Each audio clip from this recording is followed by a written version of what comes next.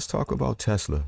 So Tesla missed earnings. We knew that was going to happen, and the market kind of it's selling off right now, but it's still within its expected move, and it has some more downside possibly for tomorrow. So what I'm looking at for Tesla is a continuation to the downside. It looked like it wants this 200-day EMA right here at 300. We're really at 301.96. It looked like that's where it's headed next. So if we open under 315, if we open under, under 318, our first price target would be 312.71.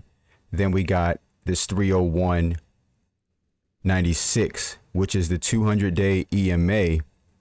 So we're going to pay attention to it right there, because 300 is a psychological level for Tesla, and bulls may come in and buy it up right there as they've done in the past. But in this situation, I'm not really sure. We'll see what happens, because this is a structure. We can see the structure is intact.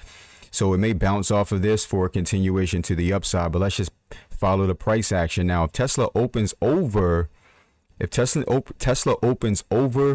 319, so just watch out for it, because stabilization over 319.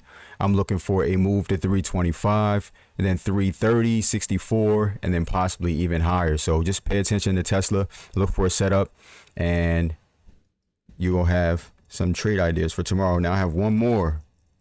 Shout out to Texas Instrument, paid our team today. So Texas Instrument, it closed. So they were fighting. There's a demand zone right here that bulls and bears were fighting at. It lost that demand zone and closed under that demand zone. I'm looking for a continuation to the downside. So what I'll tell you right now, for to trade this under 185, look for it. The next price target would be 183.96, and then 178.60. And then possibly even lower. We have a few levels that we can hit on this.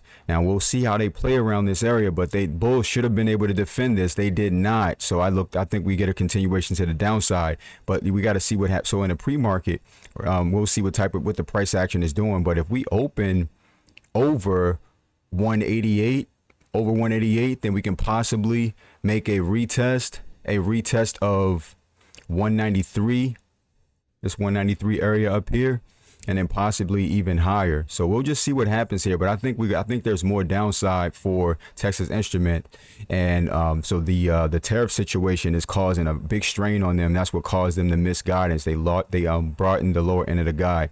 But that's all I wanted to give y'all, and y'all have a good night. Let me know if you have any questions. Cheers.